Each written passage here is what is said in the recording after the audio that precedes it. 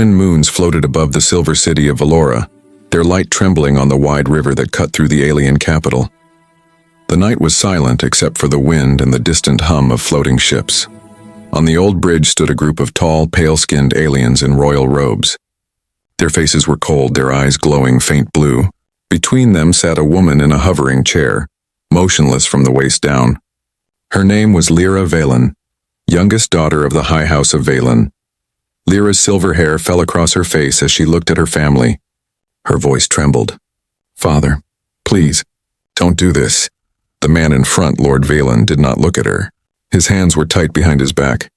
"You are no longer my daughter," he said softly. "The council calls you cursed.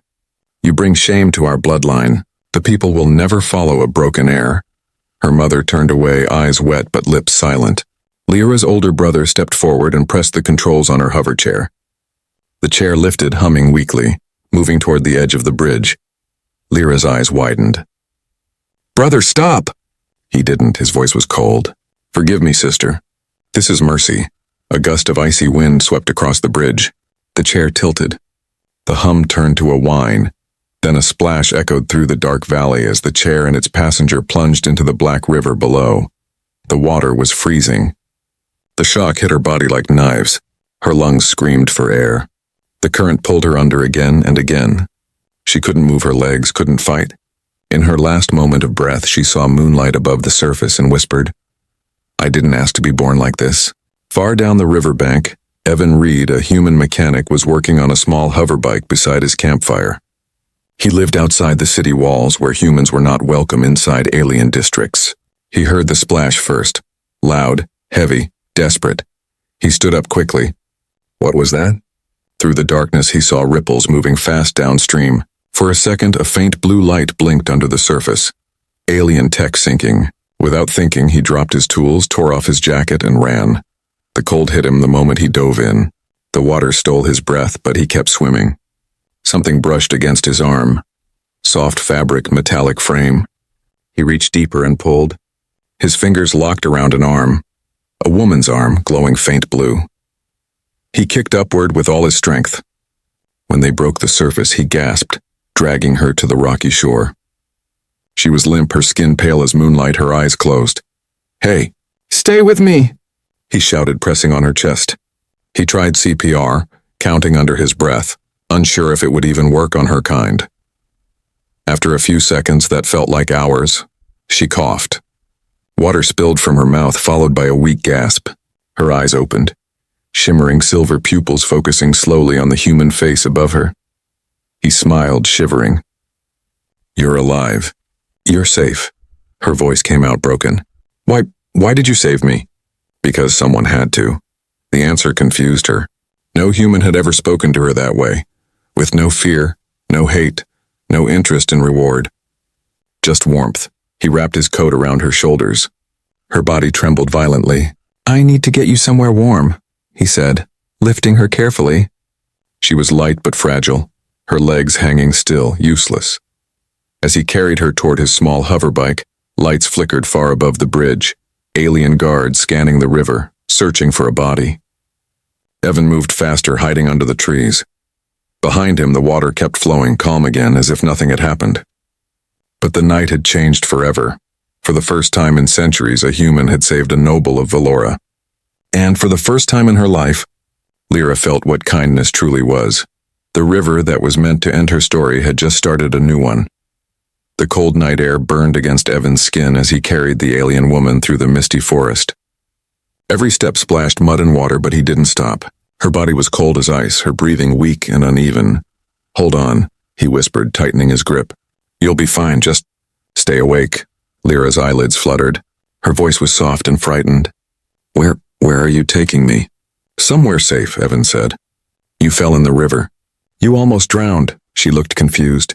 You saved me? A human?" Evan nodded. "Guess so." She stared at him in silence, her mind spinning. In Valoran society, humans were servants, mechanics, miners, or cleaners. They weren't supposed to touch noble blood, let alone save it. Yet here she was, wrapped in his jacket, alive because of him.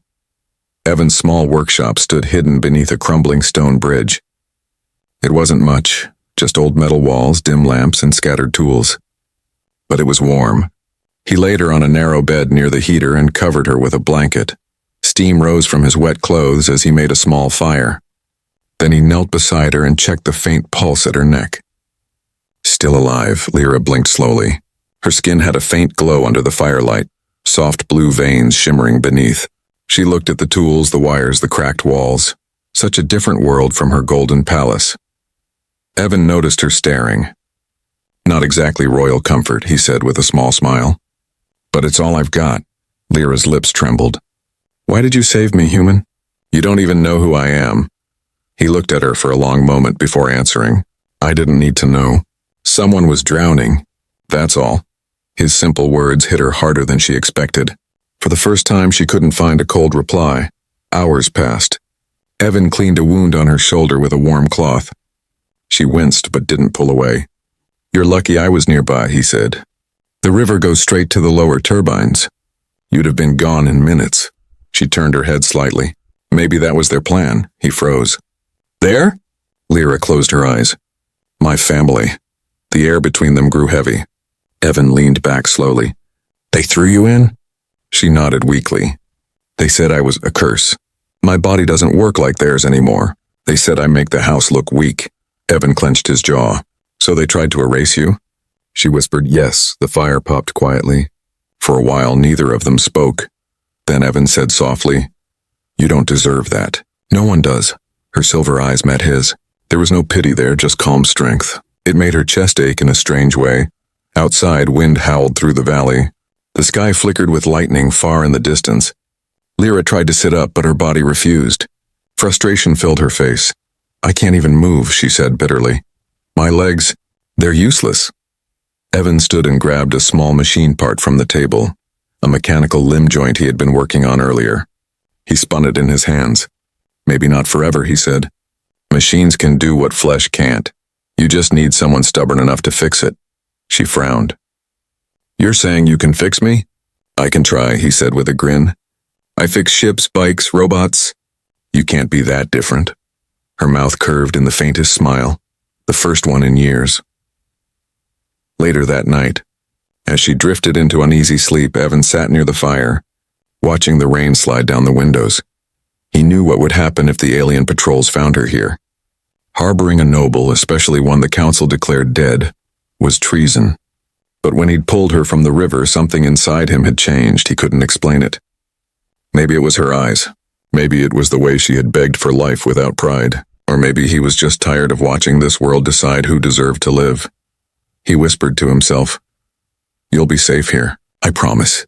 Behind him, Lyra stirred, half dreaming. She heard his voice, felt the warmth of the fire, and for the first time since her fall, she didn't feel alone. Outside, the rain kept falling, washing away the footprints of the night, while inside the tiny workshop, two souls from different worlds began to change each other's fate. Morning sunlight crept through the cracks in the workshop walls. The rain had stopped, leaving the valley wet and quiet. Evan stood at his workbench, tightening bolts on a half-built metal frame. Sparks flickered as he welded small circuits together. On the bed nearby, Lyra slowly opened her eyes. The smell of oil and metal filled the air. For a moment she didn't know where she was, until she saw Evan, his back turned, working in silence. He noticed her awake and turned with a gentle smile. Morning, princess, he said jokingly. Her brows lifted slightly. Princess? Well, he said, scratching his neck. You definitely don't look like someone who fixes pipes or drives cargo ships. Lyra's expression softened, but her voice was still quiet. You shouldn't call me that. I have no title anymore, Evan shrugged. Then I'll call you Lyra, that sound fair? She nodded slowly. Lyra. It had been a long time since someone spoke her name kindly. Evan brought her a cup of warm broth. She tried to lift it, but her trembling hands failed. Without a word, he helped her hold it steady. She looked embarrassed. I used to command soldiers, she said bitterly. Now I can't even hold a cup. He met her eyes. Everyone breaks, Lyra, some of us just take longer to fix. She didn't answer. But inside something small shifted, like a spark in ashes. After she finished eating, Evan returned to his bench. Lyra watched as he connected glowing tubes, mechanical joints, and fiber cables together. Curiosity overcame her silence. "What are you building?" she asked. He smiled without looking up. Your legs, she froze. What? "You said they stopped working. So I'm making new ones," he said simply, as if it were the most normal thing in the world. "I've seen your kind's exoskeleton design before, used in armor suits. It's not impossible. Just needs power and patience." Lyra shook her head. "You can't. My people spent years trying. The nerve links don't respond anymore." Evan tapped the side of his temple. "That's because they used alien tech. I'm human. We think differently. Sometimes, different is good." For the first time, she felt a tiny flicker of hope and fear. "Why are you doing this for me, Evan?" He paused his work and looked at her seriously. "Because you deserve a chance to stand again. Because no one deserves to be thrown away." Her throat tightened. She turned her face away before he could see the tears forming in her eyes. Hours turned into days. Each morning, Evan worked on the mechanical limbs while Lyra watched, learning his strange human patience. He didn't rush or complain. When something broke, he laughed, fixed it, and kept going. Sometimes he told small stories about Earth, a world of oceans, forests, and simple people who built machines with bare hands. Lyra listened quietly. His voice was calm, rough, and real. In return, she told him pieces of her own story, how she was once a commander in the Royal Fleet, how an explosion left her paralyzed, and how her father told her that a broken daughter cannot rule. When she finished, Evan didn't say anything for a while. Then he simply said, "Your father was wrong." Her lips parted slightly. "You speak so easily of defying power." "I'm human," he said with a grin. "It's kind of what we do." One night, while testing a circuit, Evan burned his hand. "Ow," he hissed, shaking it. Lyra panicked. "You're hurt." He laughed. "It's fine, see? Still works," she frowned. "You risk too much for me." He looked at her seriously. "Maybe, but sometimes helping someone gives life a reason, and that's worth it." Her heart thudded. No one had ever said words like that to her before, not with honesty, not without duty. When the first prototype legs were ready, Evan placed them beside her bed. Silver metal, smooth and strong, with soft blue lights humming along the joints. "They're not perfect," he said, "but they're yours." Lyra stared at them, breath trembling. I don't know what to say." "Then don't say anything," he said softly. "Just promise you'll try to walk again." She reached out and touched the cold metal surface. It felt like touching a new future, one she had stopped believing in. For the first time since the river, she whispered with hope, "Thank you." "Evan," he smiled quietly. "We're just getting started." Outside, the night winds moved through the valley, carrying the scent of metal and rain. Inside the workshop, the broken woman and the stubborn mechanic began to build something far greater than machines, and they were building trust. But neither of them knew that the world outside had already started looking for the lost daughter of House Velen, and danger was moving closer. A pale blue dawn spread over the forest valley. The sound of distant hovercrafts echoed faintly through the air. Evan stood outside his workshop, tightening the solar panels on the roof. He didn't notice the shadows moving high above the clouds, small scout drones sweeping the area with scanning lights. Inside, Lyra sat on her bed, watching her new legs hum quietly beside her. They weren't attached yet. Evan still needed to stabilize the energy cores. She felt both excitement and fear. The thought of walking again felt like a dream she didn't dare touch. Suddenly, the calm morning was broken by a sharp beep from Evan's motion sensor. He looked up, frowning. "That's not good. What is it?" Lyra asked, her voice tense. "Scanners. Military frequency." He rushed to the table, checking the monitor. 3 red dots were moving toward the workshop. "They're close." Her face went pale. "They're searching for me." Evan turned to her, eyes steady. "Then we hide you." He grabbed a wrench and pried open a metal hatch on the floor. Underneath was a small crawl space filled with old tools and spare parts. "Get in," he said. Lyra hesitated. "Evan, if they find you..." "They won't. Go now." Her mechanical legs weren't yet installed, so he lifted her carefully and helped her slide into the hiding space. The hatch clicked shut just as heavy boots landed outside. A deep voice called out, "Human mechanic, by order of the Veleran Council, open this door." Evan wiped sweat from his brow and forced a calm look. He opened the door slowly. 3 tall alien guards stood there in dark armor, eyes glowing blue. "Can I help you, officers?" he asked casually. The leader stepped forward, scanning the workshop. A royal life signature was detected near this area. We're searching for a fugitive. Evan crossed his arms. Only life signature here is me, and I'm pretty sure I'm not royal. The second guard walked around, scanning the tables. You live alone, human? Yeah, Evan said, forcing a smile. Unless you count my broken bike. The guards didn't laugh. One of them looked down at the floor where faint scratches showed where Evan had recently opened the hatch. Evan's heart began to race. That's just an old drain, he said quickly. But the guard crouched and pressed a small device to the ground. A low hum spread through the floor. Lyra heard it from below, her heart pounding. The machine's pulse vibrated through her metal legs. She pressed her hand over her mouth, trying not to make a sound. Above, Evan acted fast. Hey, careful with that thing. It messes with my power lines. The leader turned toward him. Silence. Evan took a slow step closer. Listen, I don't know who you're looking for, but there's nothing here.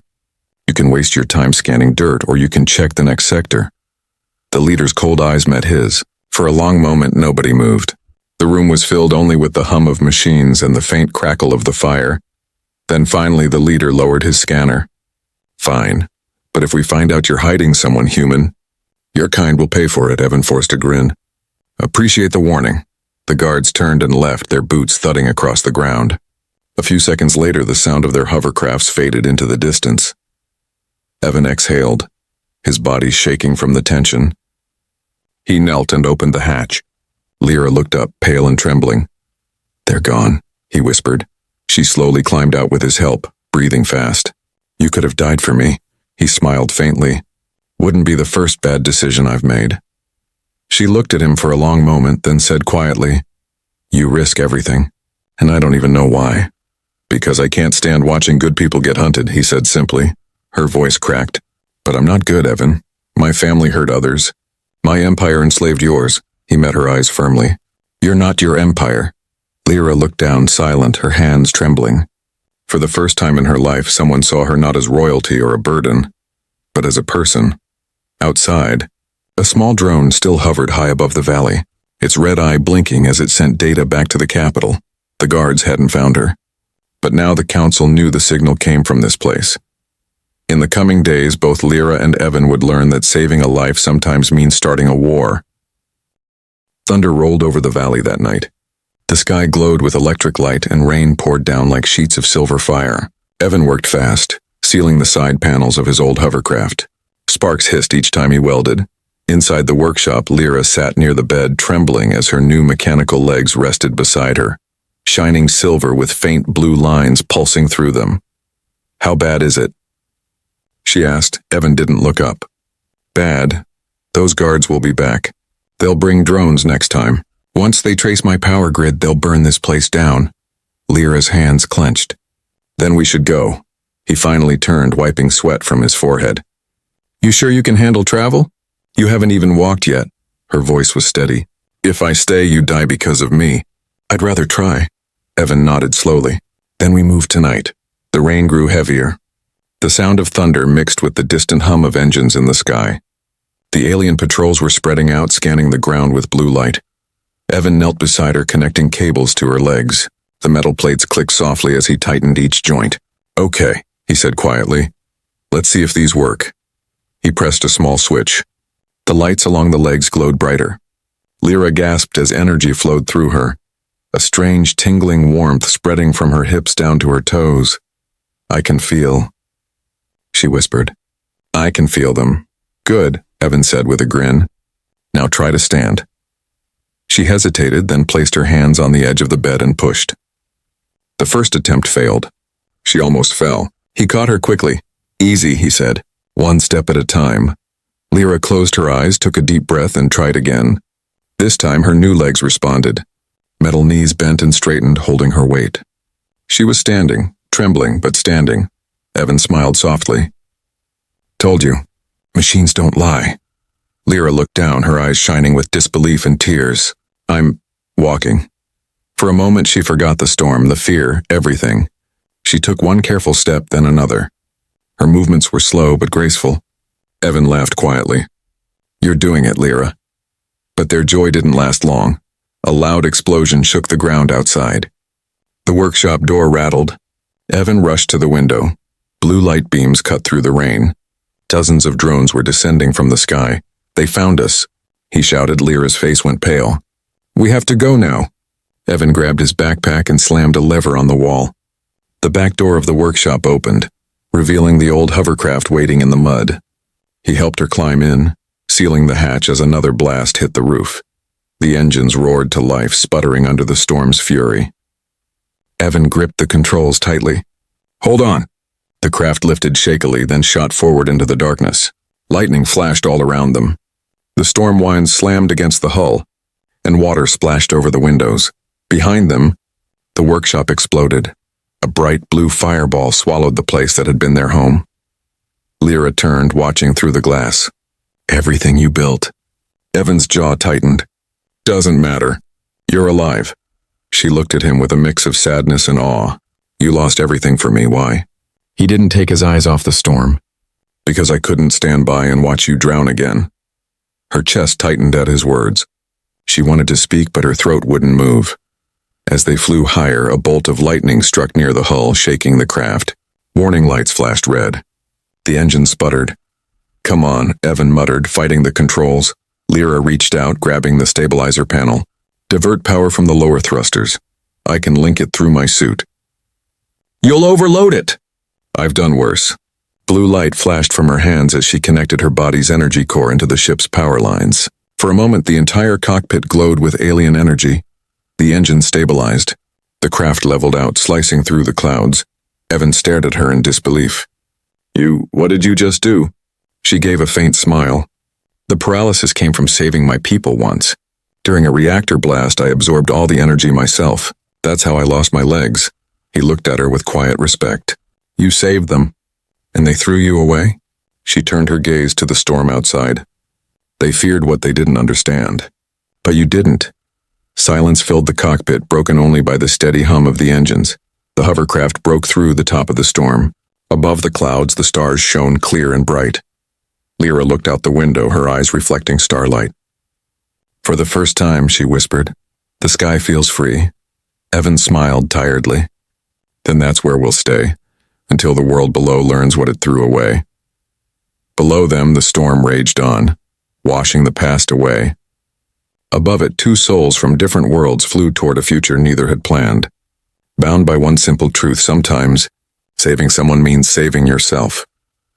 The sun rose over the crystal spires of Valora, painting the alien city in soft gold. The streets buzzed with drones and airships, unaware that a storm was returning, not from the sky but from the past.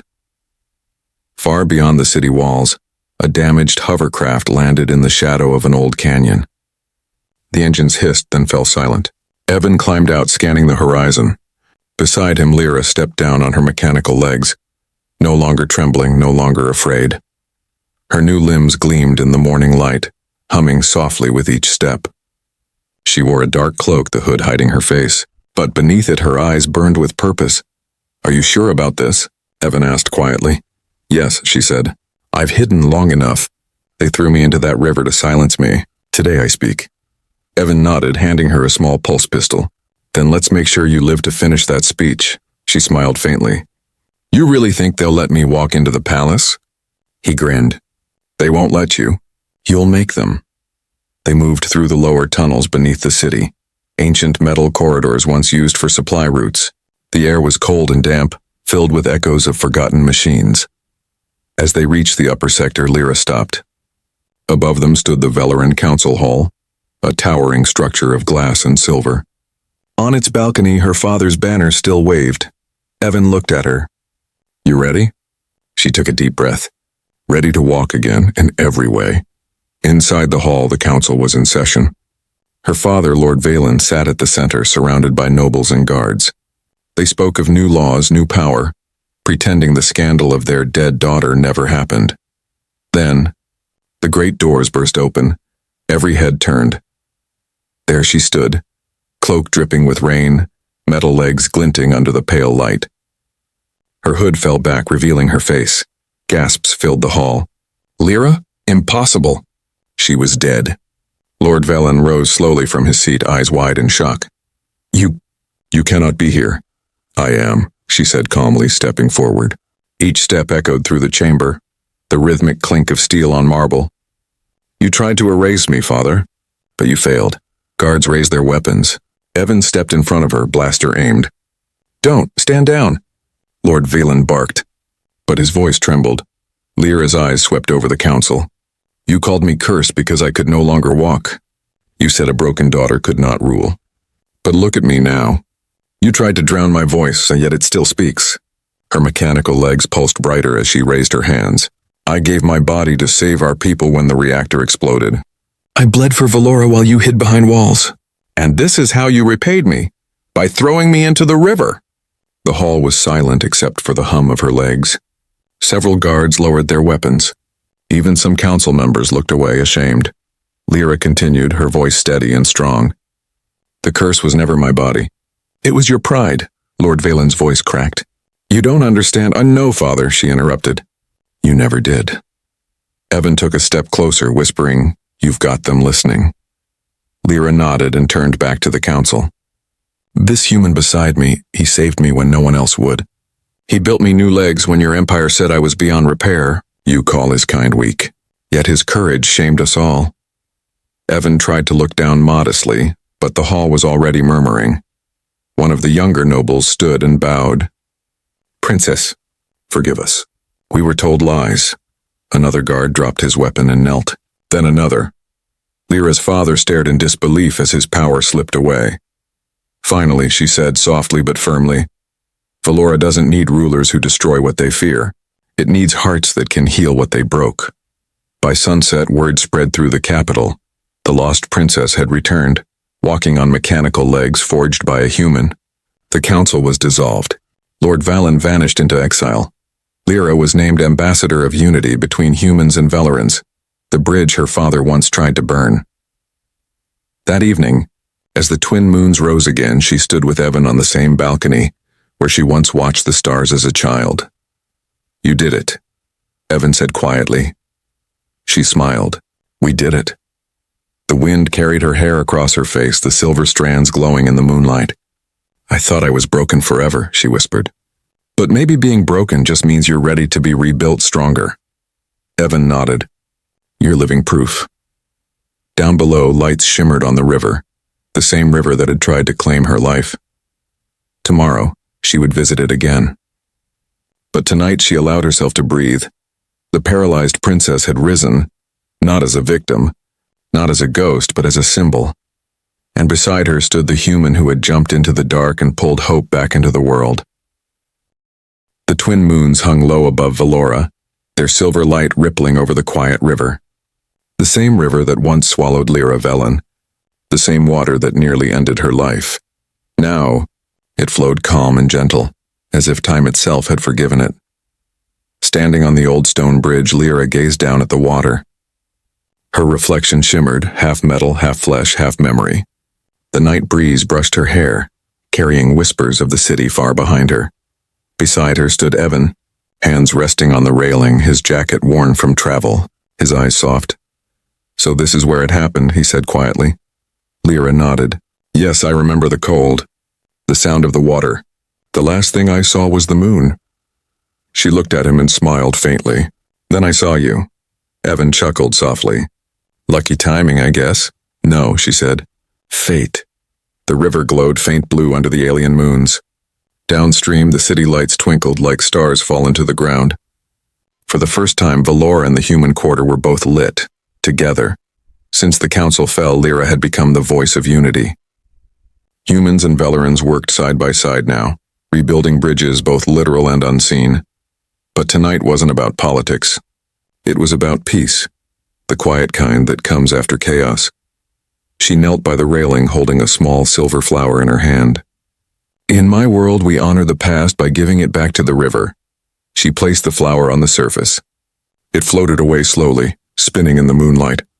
Evan watched silently. You're not angry anymore? Lyra shook her head. No, anger kept me alive once. But forgiveness will keep me human. He smiled. You're more human than most of us. They walked along the bridge together. Her mechanical legs clicked softly against the stone, each step steady and graceful.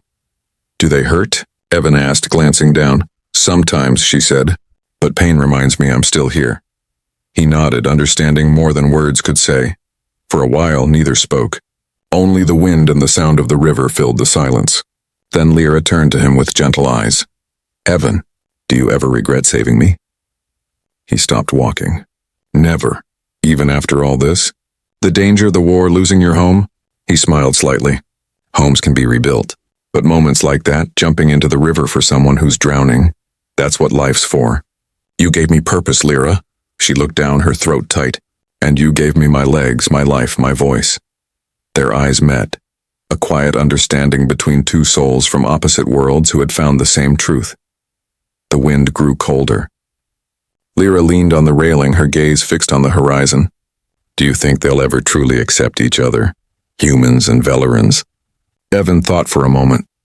Maybe not today. Maybe not even in our lifetime. But they'll remember this. They'll remember that one human didn't run and one princess didn't give up. Lyra smiled softly. That's enough. She reached into her cloak and handed him a small metallic pendant, shaped like the Veleran crest, split in half and joined by a glowing blue line. What's this? He asked. A symbol, she said. One half from my house, one half from you. Wherever you go, we'll still share one bond. The river that connected two worlds. He turned the pendant in his hands, light flickering across his face. I'll keep it safe. I know you will, she whispered. A soft hum echoed behind them, the sound of patrol ships flying overhead, peaceful this time, not in pursuit. The new Valoran anthem played faintly through the air, its melody calm, hopeful. Lyra looked out one last time at the river. It's strange, she said. The same place that almost killed me now feels like home. Evan smiled. Maybe that's how healing works. You return to the place that broke you and you walk away standing taller. She turned to him, her silver eyes glowing softly. When we share courage, everyone's stronger, he nodded. When we share kindness, everyone survives. They both laughed quietly. The sound carried away by the wind. As the silver flower drifted far downstream, the moons reflected on its petals, two worlds shining together. The princess who was thrown away had risen again, not through revenge or rage, but through compassion and strength, and the human who saved her had shown an empire what true humanity meant. Together, they proved that even across galaxies, kindness can rewrite destiny. The river that once ended a life had now begun a legend. Moral: no act of kindness is ever lost. It can save more than one life. Sometimes it can save an entire world.